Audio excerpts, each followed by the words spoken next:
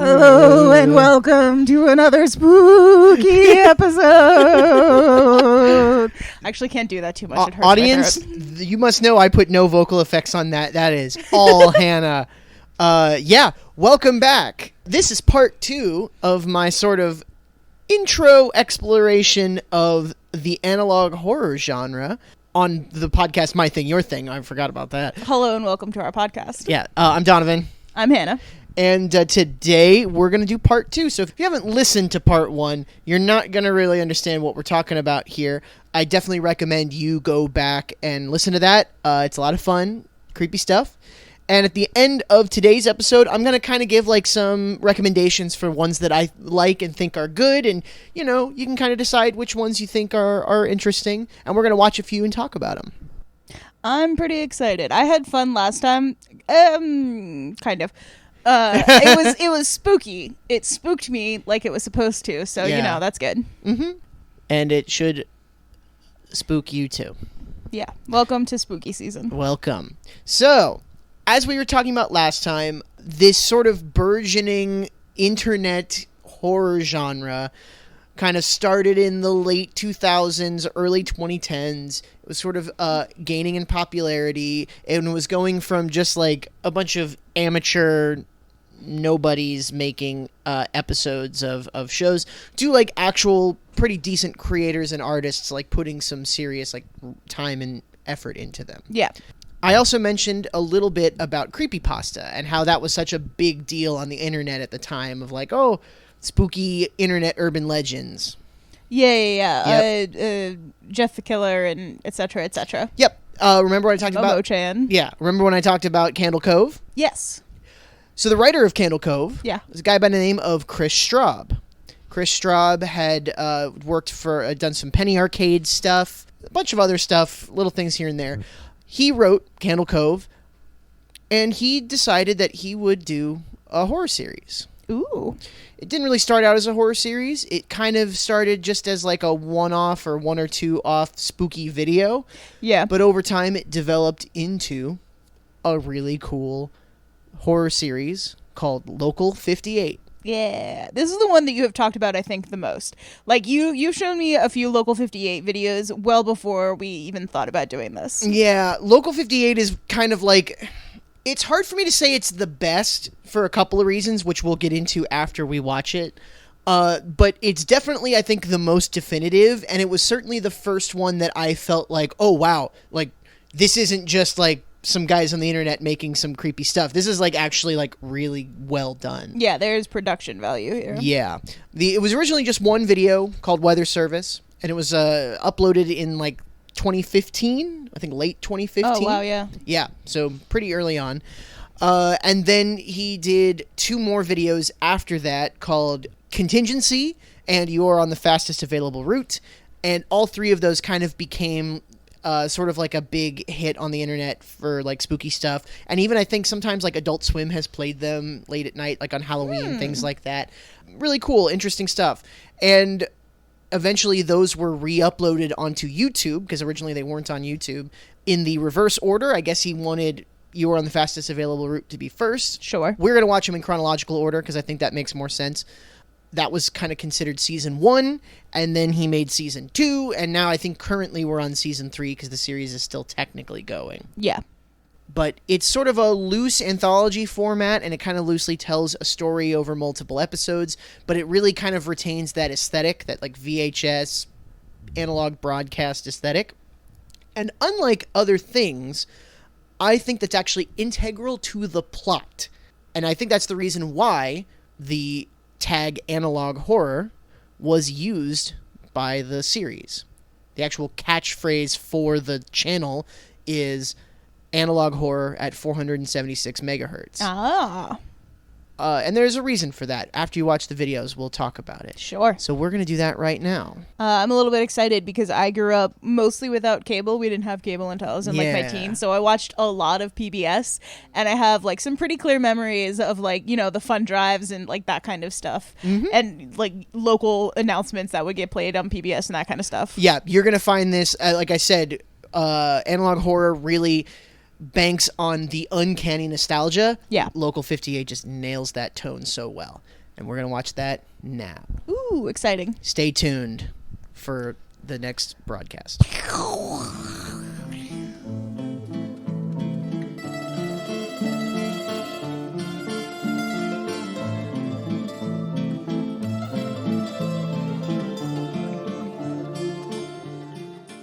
So what'd you think? That was really well done. Yeah. It was very spooky and really well done, and it hit several like notes from childhood of like, I've seen this exact bumper while waiting for Wishbone to come back on.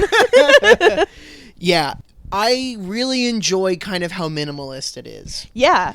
I feel like a lot of internet horror series, especially like analog horror, you know, like these creators, they're making like 20 episodes a year, and there's just like so much stuff. It's like cram-packed. That was 12 videos. Some of them were like only a couple minutes long. The only one that was long was the Close Lander live stream, but a lot of that's just empty space. Empty space. Yeah, you're just kind of seeing it, you know, slowly go by. I really like that. And the fact that, you know, the first one came out in 2015 and then that most recent one came out like last year. You know, like that's like one a year. So one of the things that I think this one does really well is, to me, a lot of horror is in the stuff that is not shown to you, that you don't get to see. Yeah. Or that is like subtly implied, because it's one of those things with like, you know, monster movies where it's always it's scariest up until they show the monster. Yeah. Because your brain can just fill that void in with whatever is scariest to you. And then they show the monster and it's like a guy in a rubber mask with a knife or whatever. Yeah. And so they did a really good job of showing you just enough to get you to that spooky spot. Yeah. Without being like, and here's everything that happened. I really enjoy the aspect of it where everything's kind of foreboding, you know, but like you're not really sure like what's happening, like what's like really like scary, like what's gonna get you, what's gonna jump out. It's just very like slow and methodical. Everything I feel like kind of like ties into something else. Like there's lots of during the real sleep episode, Yes. you know, there's all those like phrases that kind of flash by. All of those phrases that are in there, like a lot of them are referenced in later videos. One of them being the one that's in the last video, which is a predator cannot differentiate between prey and accomplice. Yeah. And then safety in numbers, which we see a few times. To me, and there's some others that agree, that is sort of saying like this sort of local station is essentially being run by like a cult to this like eldritch god. Yeah, this eldritch cosmic horror and kind it's of basically thing. saying like, hey, we're helping this guy, but it can't tell that, like, you know. It's pretty cool. It's very interesting. I really like the idea that like it is literally sending its messages through analog broadcasts. Yes. It's literally like that's how it's reaching you, and that the government switching it to digital broadcast is sort of like a way to fight back against it. Yeah. There's a lot of like little hints and clues that, you know, with the Contingency episode and a few other ones. By the way, Contingency, it's very chilling. Oh, yeah. Trigger warning. Trigger warning up the wazoo for this one. We're going to definitely put that in there, yeah. But that Contingency was made in the like late 60s as they were doing like the moon landing program, and so you can really get this sense that they're like, okay. Then at the end of it they show the photo of Earth from the moon, which is also really kind of chilling once you sort of know more stuff that happens. This idea that like the moon is either itself or is at least the place where this like eldritch god lives, and like radio signals and television broadcast signals, it is like interfering with them, and like it's really fucking cool. You are under his eye. Yeah. That's a call ahead reference to a thing that you haven't started reading yet. Oh no. But by the time you hear about it, you'll have already heard that episode. Probably, yeah. Yeah. This Local 58 was really good. There was a lot of very good spooky stuff in it. I think that people should watch it. Like, I like how normal stuff is still happening also. Yeah. Like, there's still, you know, they have like the children's show, which don't show that to kids, but there's still there's a community meeting that's happening. They've got a series, an ongoing series, focus on faith, focus on the community. Yeah. And like that kind of stuff. Like, there's some sort of horrible eldritch cosmic horror beyond our ken happening to the world, and people have very clearly died already. Yeah. But also, like, there's more local public broadcasting. Yep. And I like, you get this sense that you are being shown sort of like the times that something weird happened, but like most of the time something weird is not happening. Yeah. That these are just the brief times when the facade breaks down and you can kind of tell something is going on. Yeah, because there are giant time skips too. Yeah. So like there's a bunch of stuff that happened, not a bunch, but like there's several things that happened in like the 70s and 80s, and then like one from the 90s, and then the most recent one was from like, was it 2021? Yeah. Yeah. And the movie that they show, or the show for children, like the cartoon, that's from the 30s. Like it's explicitly said in there that it was made in the 30s. So like this is kind of a cool like long-term thing that's very interesting. I recommend it, and not only do I recommend it in and of itself, I also recommend it as like a really good jumping point into the genre, because it literally defined the genre, and it kind of invented a lot of the, like the tricks and motifs and things like that other makers will use going forward. The public service announcements, the animations, the title cards, the stock footage, all that kind of stuff. And it also introduced cosmic horror. And cosmic horror is going to become a very popular sort of well to draw from in the analog horror series. Yeah. Yeah. Or genre.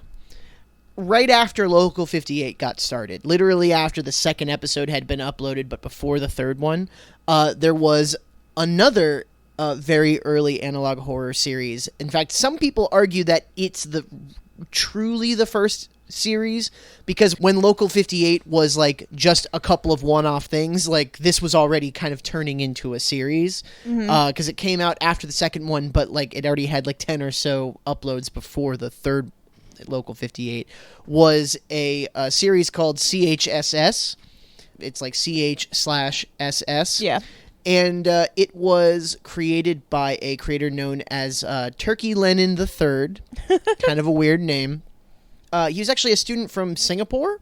Oh. And it's set in the United States. He had never been to America, but he did this like series where, similar to Local 58, similar to Krena Grijibo, there's like a television channel, and like creepy stuff is being sort of broadcast from it. There are these like instructional videos and things like that, and then they're being interspersed with some kind of spooky monster thing. Yeah. And there's a lot of, shady government stuff and, corporate stuff, a lot of freaky like little things in there. And one thing I really like about that series is that it started, they did a bunch of episodes, and then it was over. So, like, it was a really self-contained, it lasted, like, I want to say about 18 months or so. And that was definitely still in the ARG sense. Sure. So, like, you had these episodes where stuff was happening, but also there was a Twitter account, and there was like Mediafire links. You could enter passwords and you could get like information. There was also a Local 58 ARG, but it was very like just kind of like some background lore. Whereas for CHSS, you really had to do the ARG to like understand what was going on. Sure. But in a weird way, like that sort of internet horror series ARG started to kind of fall out of favor. People liked it, but I think people got a little tired of the like, to know about the story, you've got to like go to a website and you've got to enter a code and you've got to get a thing. People were just like, can't we just watch? I don't want to do homework. I just want to be spooked. So, but CHSS absolutely deserves a mention here. I think it's pretty good, but it's sort of like hard to follow now. You sort of, I would like recommend watching the Nightmind video about it, honestly, because Nightmind, he like just goes right through it and tells you kind of chronologically how everything was going. And unveils the story in a much more satisfying way than somebody who's like trying to find it now. Especially like, I don't have Twitter. I'm not going to log on to Twitter or whatever just to like see these posts from this Twitter account character. Yeah, and like how many of those posts are going to go away at some point too? Because just lost to the digital decay. Another thing that was happening kind of around this time was the rise of the horror podcast. You know, Night Vale was kind of getting big around this point. It was a little bit earlier, but like it was pretty big at this point. Yes. There were a few other ones, but two in particular are, I think, kind of part of the analog horror thing. One would be Archive 81. Yep. Archive 81 was kind of a horror podcast, where a character basically has to listen to a bunch of cassette tapes. Yeah. And, there's spooky stuff going on, and you kind of learn about it. And it takes place in, the 90s or whatever. So there's a little bit of, does it take place in the 90s, right? It's time hopping, isn't it? Oh, yeah. So, like, part of it is now and part of it is back in the 90s, but then there's also references to stuff that happened in, like, the 1800s or something like that. Sure, that's right. Yeah. I'm pulling from the TV show. I only watched that. I didn't listen to the podcast.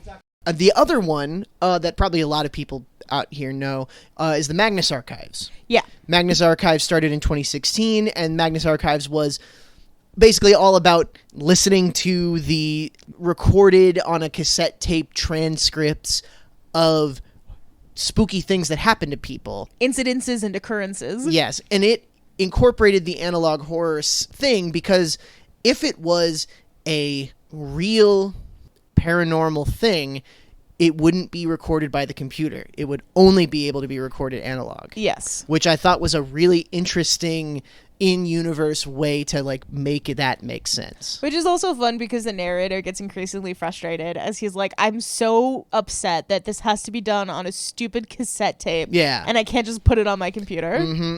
Oh my gosh, what is his name? The main character in Magnus Archives. I love him. He's great. Is it John? Yeah, I think so. It's been a while since I listened to any Magnus Archives. You talked about Night Vale. I want to shout out, there are a lot of people who know about Night Vale. There are not, I don't think, quite as many people who know about, like, not companion, but, like, sister podcast, Alice Isn't Dead. It is kind of an analog horror sort of thing. Mm-hmm. The premise is that the narrator, her wife dies. She's told that her wife dies. They have a whole funeral for her. She mourns her, and then one day she sees her on TV across the country, and so she decides that the best way to figure out what's going on with her wife is to travel the country. So she gets a job as like a trucker, and so it's like her like recording tapes to herself to catalog her travels as she goes to try and find her dead wife. That sounds awesome. Actually. It's really good. I would love to listen to that. Yeah. Those both too are like kind of cosmic horror as well. Absolutely. Yes. Archive 81 and Magnus Archives, there's that was sort of the direction that this was sort of going at the time. Also, around this time, you started to see the beginnings of more like digital horror as well. Yeah. Probably the most famous series at this point in 2017 was a series called Petscop. A lot of you probably have heard of Petscop. Some of you haven't. Basically, Petscop is like a Let's Play of a fictional PS1 game from the 90s that was never fully released. It's like a beta build of it. Basically, like, you're capturing these pets. It's called Petscop. But like there's creepy stuff happening, and it turns out like the video game might be partially sentient and things like that. It's haunted. Yes, very much it's haunted. At this time, a lot of like lost media horror was becoming really popular. That kind of started in the creepypasta era. Yeah. But you started to see a lot of that. I remember at the time there were just like tons of like Dead Bart episode of Simpsons, lost episode of SpongeBob where Squidward kills everyone. Like this was just the kind of thing that like everybody was making up at the time. Surprisingly, in this time period between like 2015 to like 2019 or so, there weren't a ton of like new analog horror series coming out. Again, the genre was kind of still just getting on its feet. There were other internet horror things, certainly. A bunch of the ones we already talked about were still going on at this time. Obviously, Local 58 was still going, but it wouldn't really start to kick off until a little bit later. In 2019, a Canadian YouTuber named Remy Abode would start making a new series, heavily influenced by Local 58, called Gemini Home Entertainment. Ah.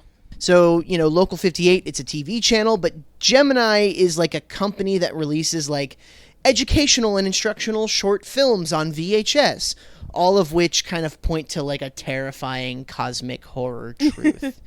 It's very obvious Local 58's influence, but I mean, I don't know if the storytelling in Gemini is quite as good as Local 58's for a number of reasons, but as far as just like being scary, Gemini like surpasses it. I love Gemini. It legitimately freaks me out at times.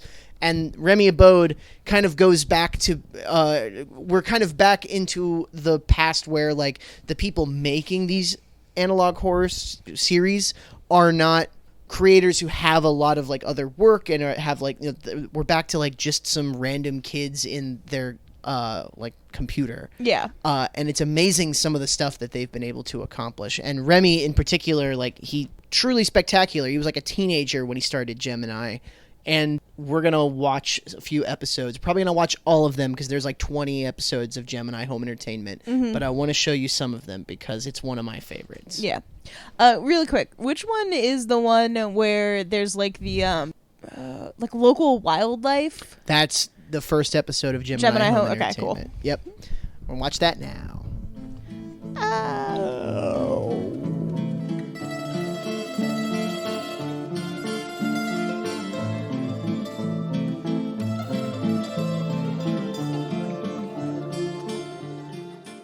Spook, spook, spook, spook, spook. Spook, spook, spook, spook, spook. All right, how are we feeling about that? I think that one was honestly scarier. Yes. I think Gemini is scarier. Like I said, I'm not sure if, like, story-wise, I think it's quite as strong as Local 58 is, just in the storytelling aspect. But it's definitely, I think, scarier. And it's definitely, like, iterative on what Local 58 did. Yes, definitely. It takes that same sort of idea, the cosmic horror, the, like, analog presentation, and then just kind of, like, zhuzhes it a bit. Just kind of adds it. Adds a slightly more, not necessarily coherent, but, like, connected storyline to it. Yeah. Like, there is definitely something in space. It is coming from space. Parts of it are already here. It's still coming, and there's not a whole lot we can do about it, apparently. Yes, and it leans, like, really heavily into the cosmic horror. Yeah. Which I think does really well. I love all of the interconnectedness between all the different videos. Yeah. We didn't see all of the videos. We watched about, I would say, probably about half, maybe a little over the half. It's really freaky. I think Local 58, it's a little more consistent in, like, its what the story is trying to be told, and everything exists in the fiction. Yeah. Whereas this, like, it's kind of confusing as, like, who's making these videos? How do they exist? Like, what's the audience for? It's a little confusing, but, if you sort of just, like, let that go and just sort of, like, take in the world, it's freaky. Yeah. I went on a big Gemini deep dive probably about a year or two ago, and I just got, like, really obsessed with it. This is one of those ones where I could definitely see myself watching, like, a bunch of videos and then, like, jumping at every noise and shadow for the next week or so. Yeah. Absolutely. We'll have to watch something fun after this. Oh, absolutely. We will. Maybe some ice cream or something. Oh, yeah. Yeah. Gemini Home Entertainment is still supposedly going, although it's kind of been on hiatus for a while. Remy Abode, he's had some, like, tech issues or something like that. He's made a couple of other things. One of my favorite other things that he made is he made a really short series called Morley Grove. Morley Grove is his take on Slender Man. Ah. It is only 5 quick videos. It's a super short series about Slender Man, and I really like it for a couple of reasons. One, the take that he has on Slender Man is very, very creepy. It's kind of not anything to do with, like, Marble Hornets or any of those earlier ones. Sure. They kind of make him, like, really eldritch and freaky. And also, it is presented in a nostalgic digital horror sense, where it's presented as, like, YouTube videos from, like, the late 2000s, early 2010s. And, like, it's really impressive how it pulls that off, and how we've already reached a point where that can kind of... Where we can be nostalgic for the early 2000s. Yeah. So I think that is going to be the next thing we watch. Hey. And then we're going to continue into the COVID era of analog horror, which gets very interesting. Sure. Yeah, I bet people had a lot of time on their hands, and everybody's going a scotch crazy. They sure did.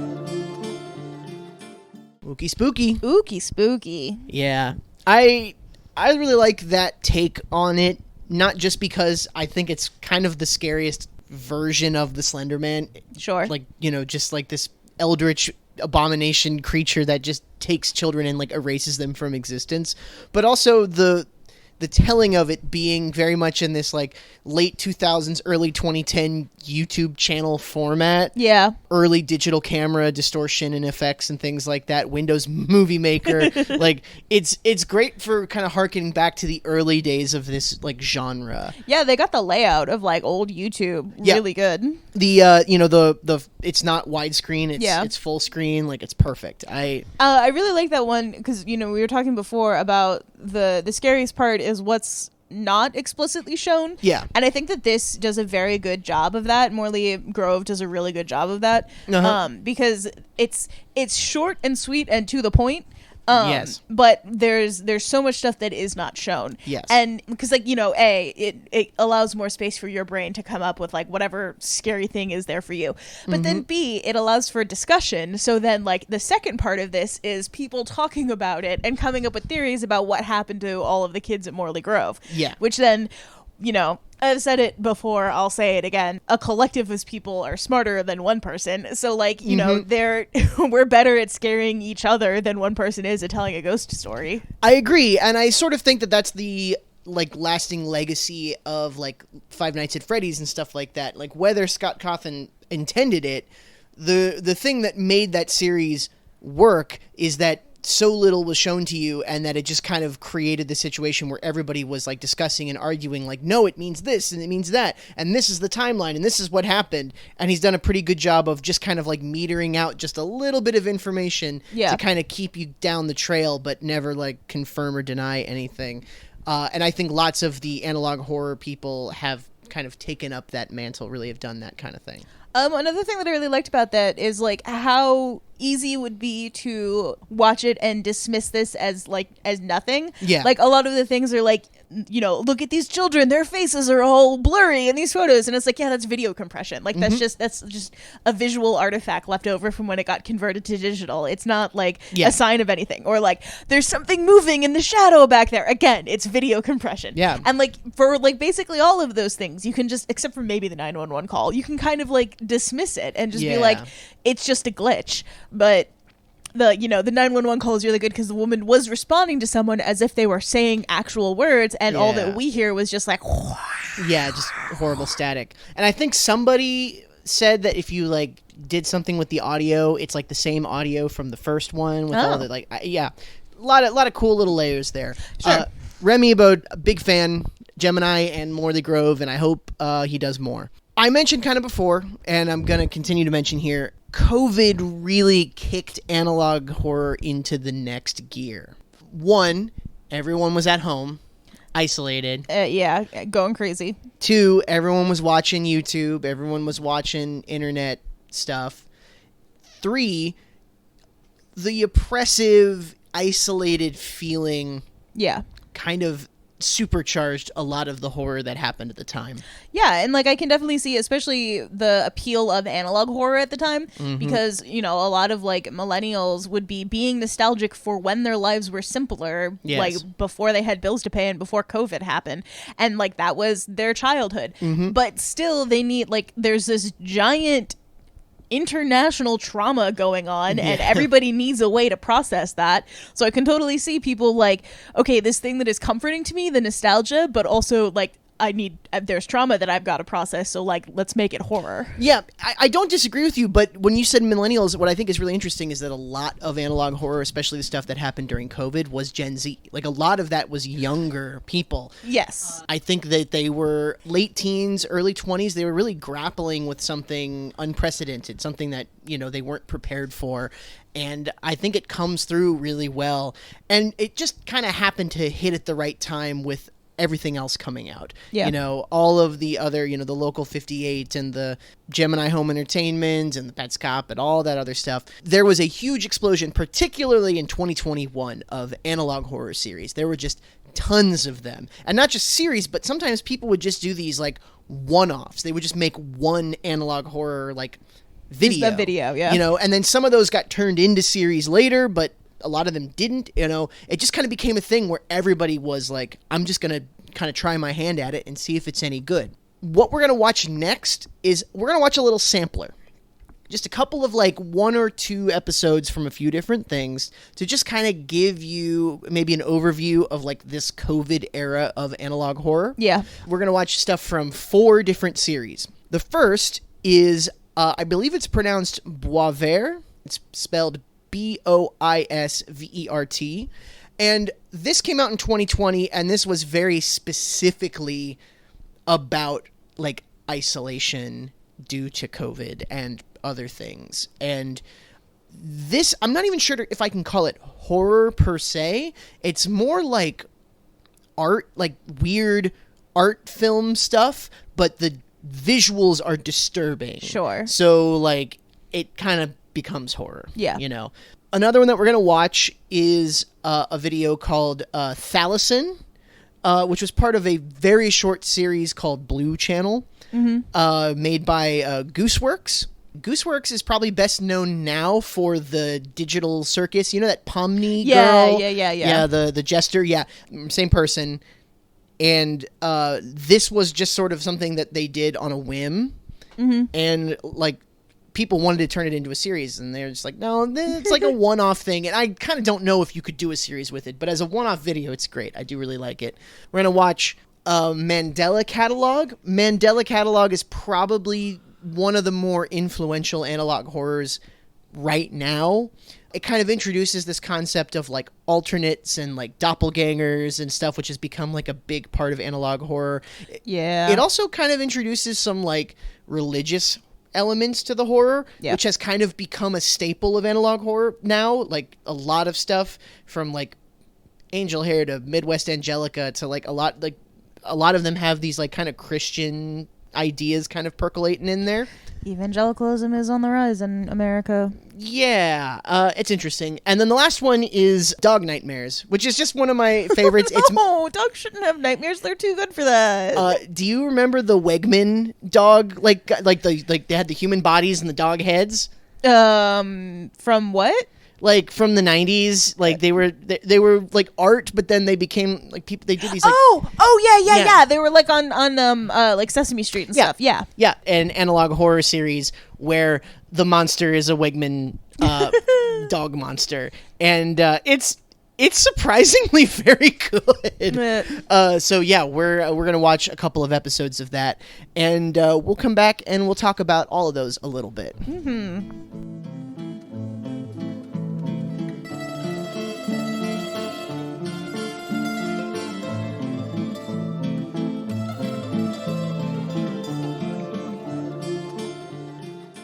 So that was a fun little sampler there. Yeah.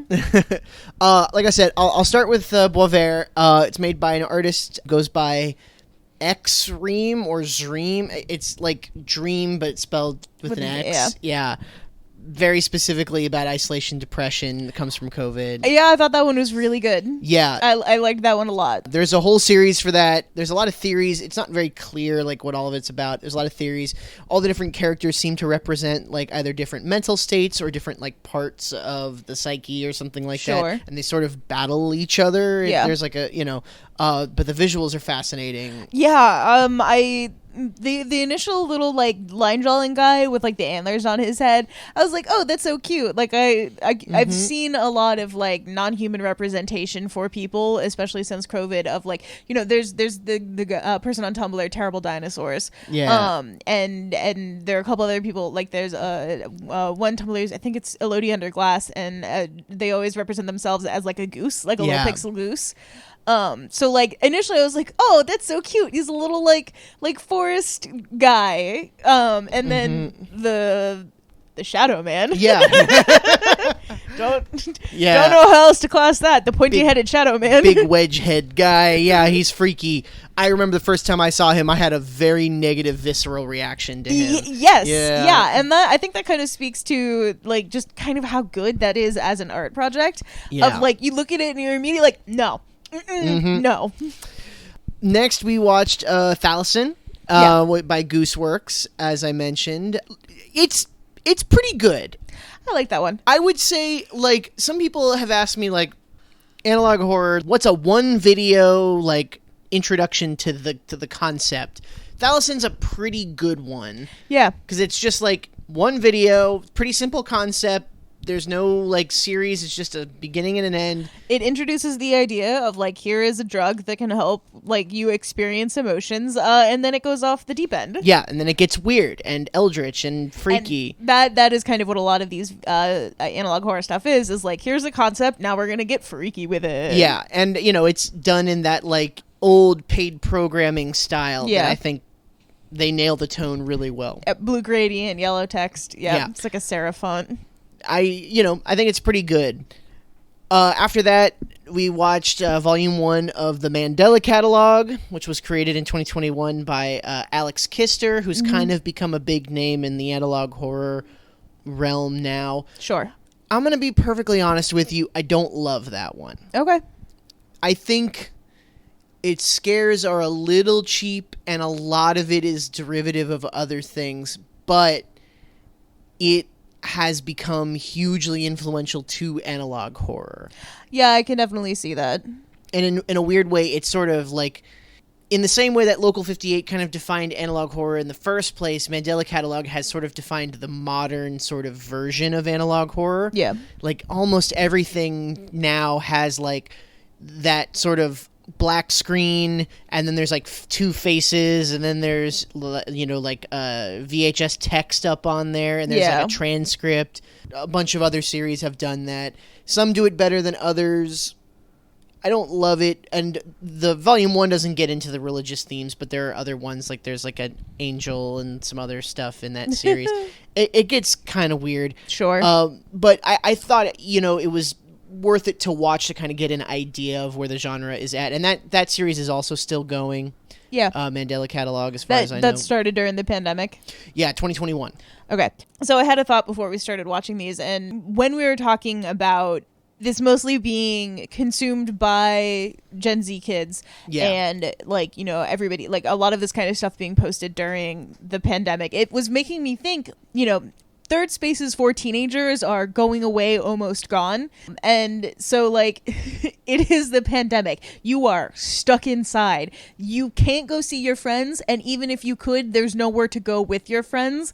So, like, what would you risk to go hang out in a park with your friends? Would you risk hanging out where, you know, there might be a Slender Man or some sort of, like, horrible doppelganger that's going to make you kill yourself? Like, would you risk that in the middle of 2020 to be able to go hang out outside with some friends of yours while you are, like, slowly losing your mind from international trauma, from global trauma, from, like, the pandemic, and, like, just being stuck inside for so long? Yeah, absolutely.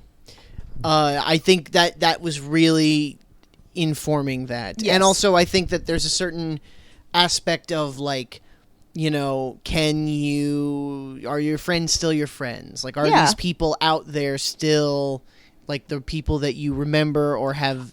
Are they infected? Are they different now? Yes. I definitely think that that's part of it. And then the last one we watched was Dog Nightmares, which is kind of one of my favorites. It scared me the most. and I don't want to watch it anymore. Yeah. Which I think is one of the things that makes it really good. Yeah.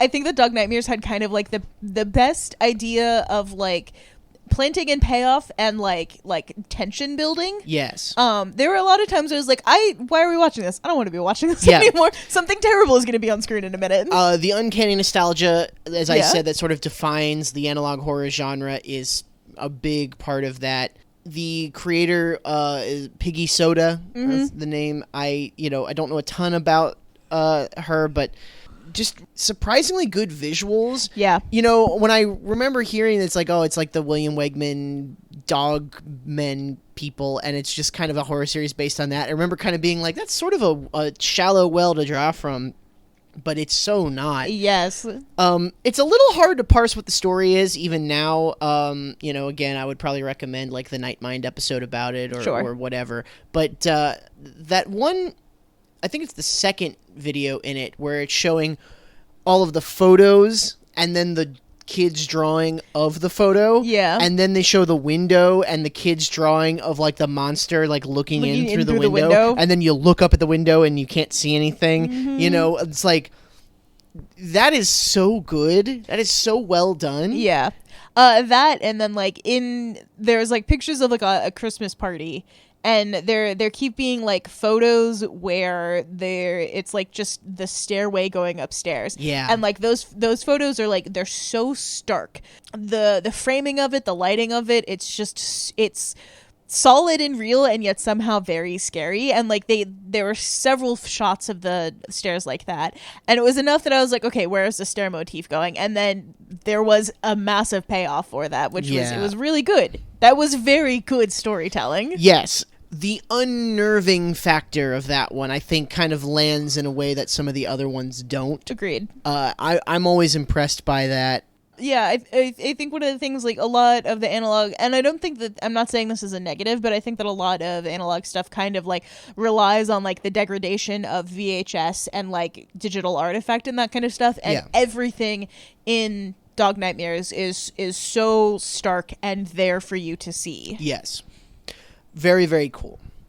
Partially because of the explosion of the genre on YouTube and on the internet, and also partially because of kind of the momentum from, like, at least, now like a decade of other creators, analog horror started to kind of become mainstream in around 2022. This is when Archive 81 was adapted by Netflix, into a series. And I really liked that first season, and they're never going to make another one. No. That's also the same year that Skinamarink came out. Yeah, and I was wondering when we were going to start talking about Skinamarink, which we have not seen yet. We have not seen Skinamarink, but Skinamarink is 100% like used a lot of analog horror ideas. It was very much influenced and, inspired by analog horror. In 2023, Late Night with the Devil came out, and Late Night with the Devil is kind of an analog horror. It is. It's a film. It's a broadcast of a show, and spooky stuff happens, and there's this like kind of faux documentary thing going on too. It also kind of had some analog horror elements to it. I would also kind of throw I Saw the TV Glow in there. Yeah, and I Saw the TV Glow. It is not a horror in the sense that a lot of other things are horror, though it definitely is, like, existential, but yes, absolutely. It's a lot about, like, your memory of this thing as a kid and real or fake, and was it scary or was it, and then, of course, what that means as an adult. Yeah. We won't get into that. But yes, I totally agree. A lot of the visuals and aesthetic absolutely fits that.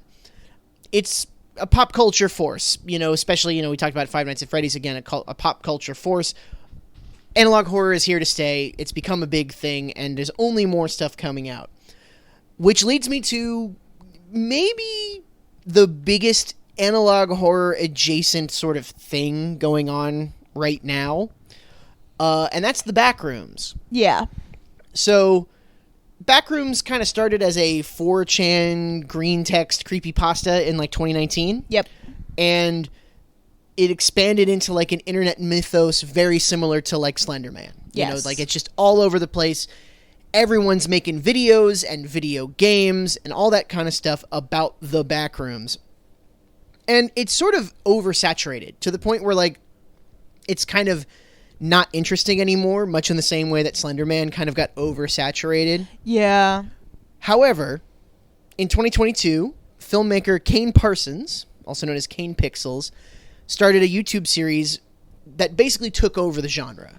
Very similar to how Marble Hornets sort of took over Slender Man. Mm-hmm. Kane Pixels' Backrooms series basically became the Backrooms. Sure. Became the genre. We're going to watch a little bit of that now. And I think that's going to be the last thing we're going to watch tonight. And we'll do like a little bit of a recap after this. Sure. But let me just say that I think the Backrooms is an achievement. It's something, considering that Kane was 16 when he started making it, and he's now like 20, and like he's getting an A24 film because he did this. Oh, nice. Yes, he's directing an A24 film at 20 goddamn years old because he made this show. It's really good. I don't want to oversell it here, but like throw out everything you know about how like amateurish analog horror is. This is spectacular in lots of ways, and I will, after we watch a few from it, I will point out some of the tricks that he used. Sure. That are kind of amazing. Mm-hmm. So we're going to watch Backrooms, and we'll be right back here in a moment.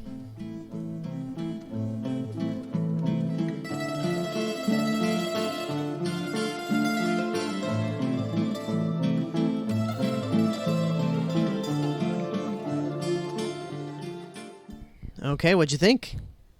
I have mixed feelings. Okay. So, I do think Pitfalls was very good. Yeah. You said a couple times that Pitfalls was when it kind of changed for you. I think I liked the first one the best. Mm-hmm. And I was getting annoyed when there was like shady corporation stuff going on.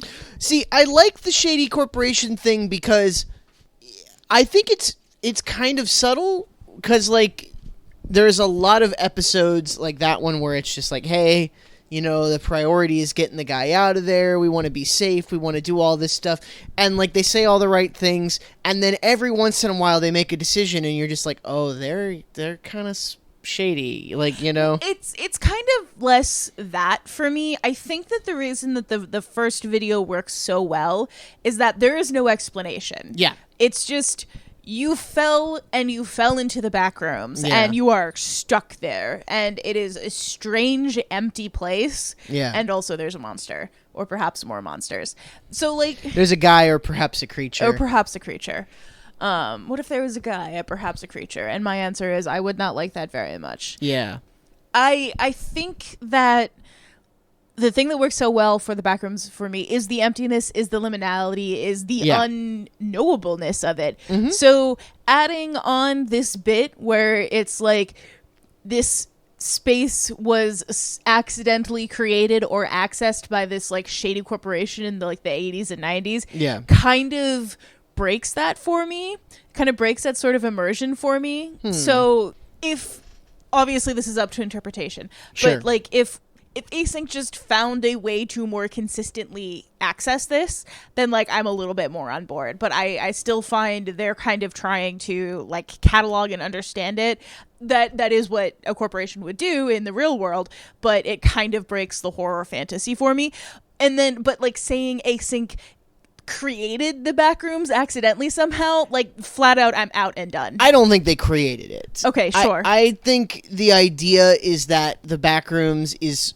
One of the interesting things about some of the later episodes is that they basically go in and they try to study it. And like a lot of the episodes, like we have no idea what's happening in here. We have no understanding of this. Other people keep getting lost in it. The way it interacts with the real world, the null points and whatnot are very interesting. And like there's one episode in particular where somebody falls in and they see like a painting, and then there's a home video of one of the scientists like at his house, and he has the same painting. And so there's like this really weird thing of like, is this bleeding into reality? Is reality bleeding into that? We're not really sure. Sure, yeah.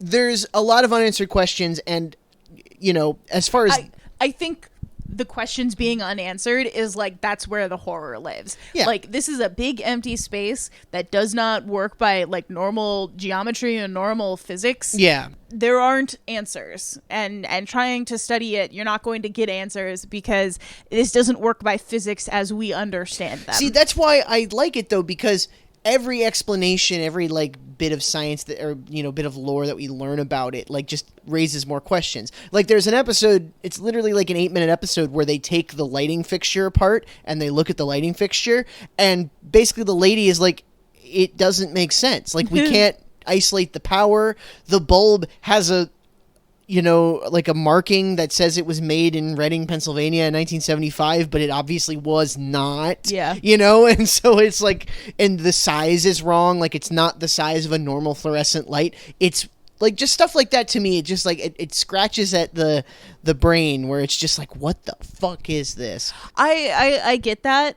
But I think when it works the best for me is the first one where it was just a kid who fell into the backrooms, and pitfalls where it was again a guy who was just alone walking through, and then weird shit started to happen. I remember one time, like I think right around the time when the Ken Pixel started getting really big, like YouTube recommended a video to me of like the lore of the Backrooms explained, and I think I blocked the whole channel because I was just immediately like, I don't want any of that nonsense. See, he's not even doing like that's like content farms trying to like make of course, it's a whole thing. One thing I really like is that first episode you see a lot of that monster, and then the rest of the series you see very little to none of the monster. You just know it's down there, and so you're always sort of like thinking like, is it gonna be around the corner? Who knows? The threat of the Minotaur is sometimes enough. You don't necessarily need to see it. Yes.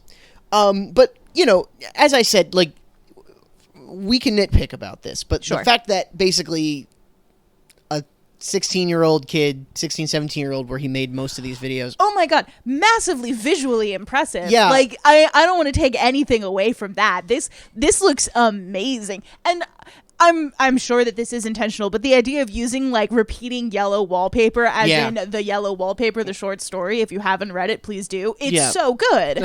I think it's fantastic. Visually, storytelling, world building. I think it's a lot of fun. And he is going to direct A24 Backrooms movie. Cool. It's being produced. There are a couple of like fairly big names on there.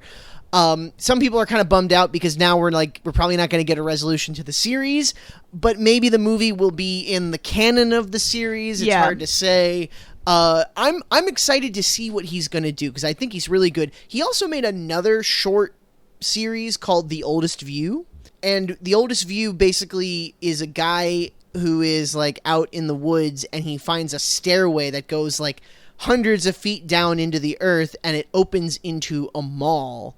And the mall is it's a mall from Dallas, like Texas, and he's in California.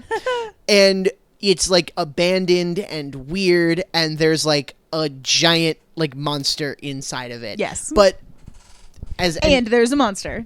And Hannah, let me just say this. You know me, I love it when things have themes. Yeah. Like it's not just a monster in a mall, but also it's about like burying and forgetting our history and then discovering it in a new horrifying context. Like that's the shit that like inject it straight into my veins. That's that good shit right there. Yeah, exactly.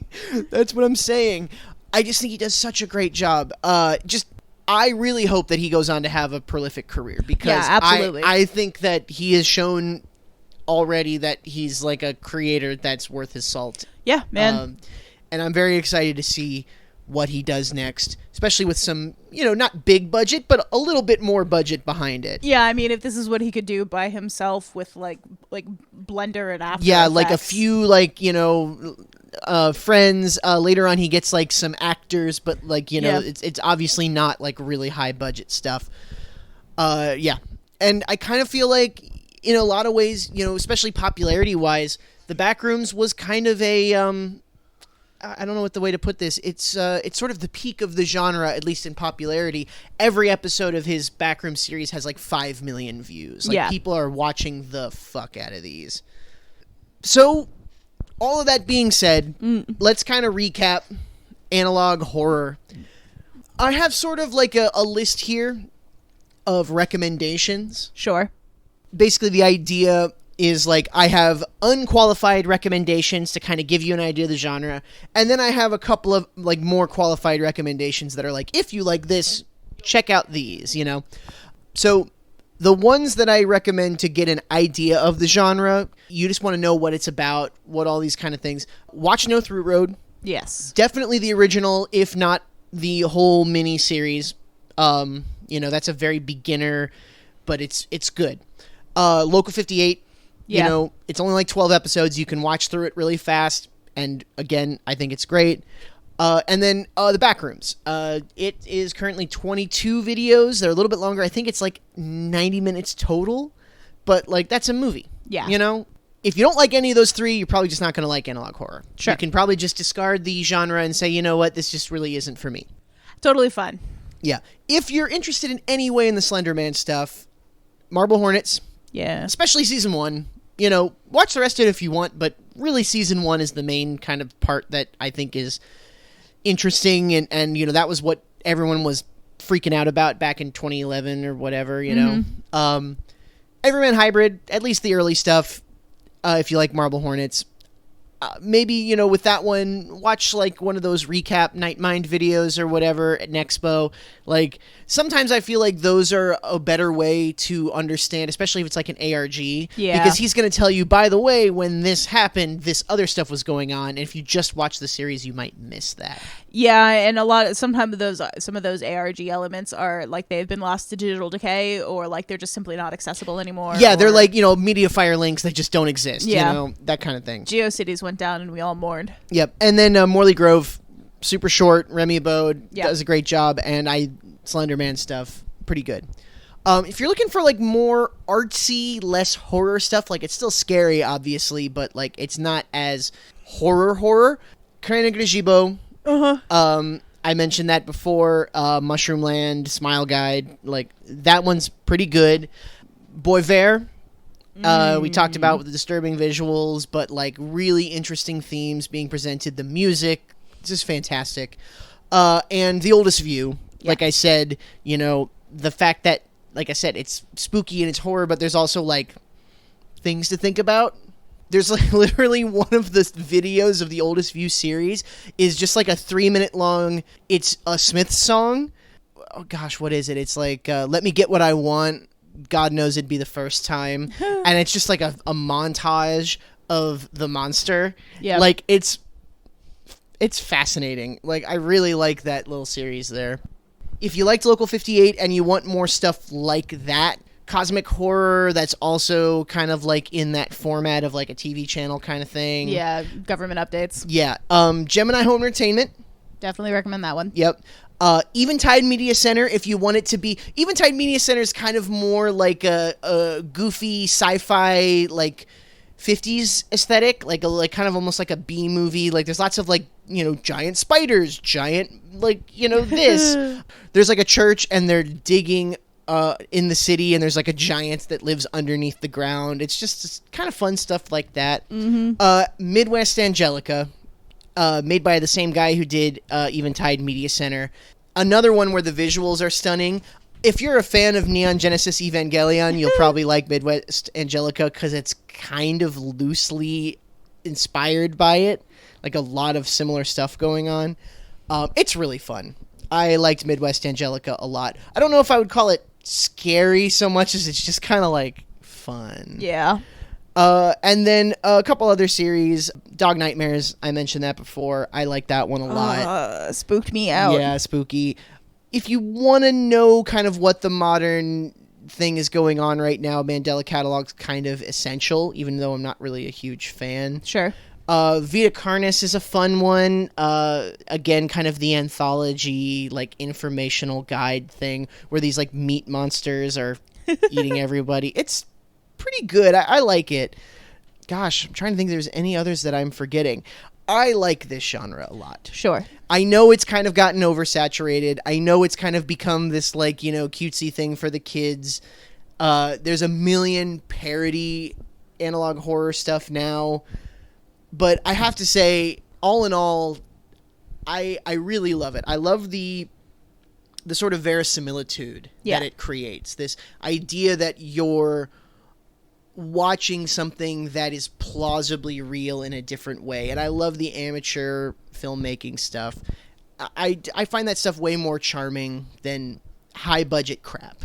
You know, I've seen all the fucking bullshit Conjuring and Sinister and like those movies all suck. Yeah. Can I just say they all fucking suck? I guess the first Conjuring was okay. I think that the idea that the Sinister had, and like there is a spirit realm that is accessible and it is weird and smoky and full of ghosts. Yeah. I think that was a good idea. I think it was executed poorly.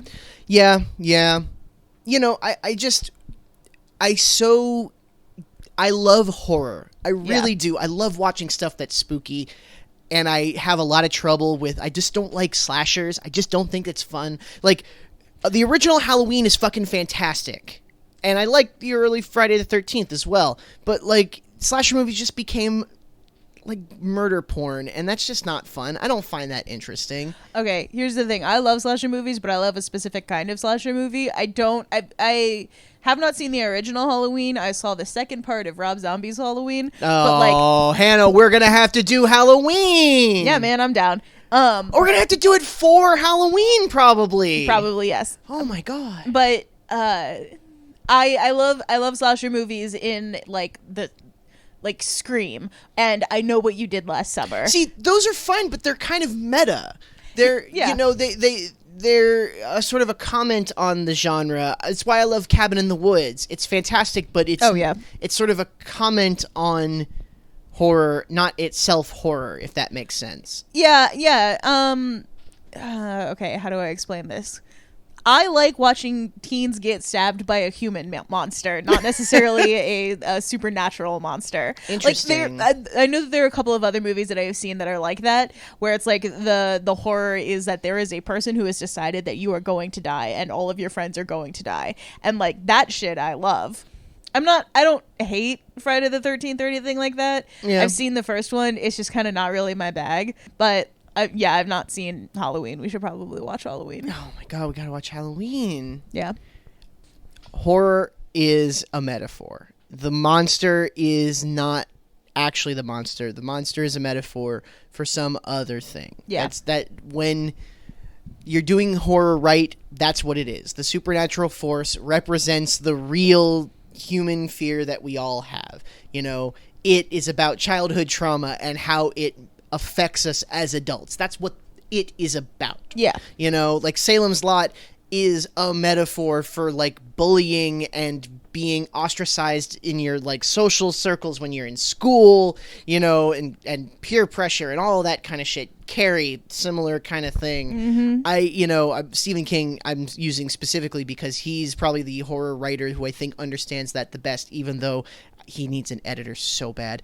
Like I love one of if not the greatest horror author of all time, but I almost can't read his novels because I just think they're kind of a mess sometimes. Yeah.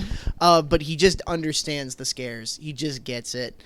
And I also just don't care for like big budget spooky ghost ones.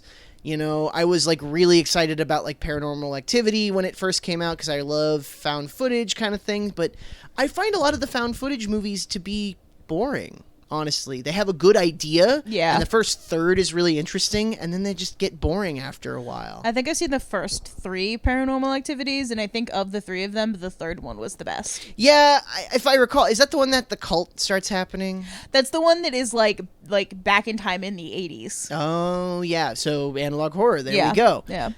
So yeah, this is Donovan's hyper specific like rant about the kind of horror that he likes and the kinds of like series that he's been obsessed with since he was a teenager. And I was also here. And Hannah was also here. Anyway, maybe this will be the found footage of our horrible disappearance. Yeah, if we folks, if you're listening to this and we've been missing, the clues are here for you to find us. It's all in the ARG. It's all in the ARG. Yep. Just go to the website and, decode the codes, and you will discover the horrible truth at the center of everything. Anyway, I've been Donovan. I've been Hannah. And, dear listeners, hope you have a spooktacular Halloween season. Happy Spooktacular Halloween season. Ooh. Oh, and also one last thing. Yeah. Thank you to Beach Harris, which is just our roommate Neil. He also is in Arcane Maroon. Beach Harris is his weird project that he did the spooky music for, and we're using it. And thank you very much, Neil, for letting us do that. Thank you, Neil. Bye. Toodles.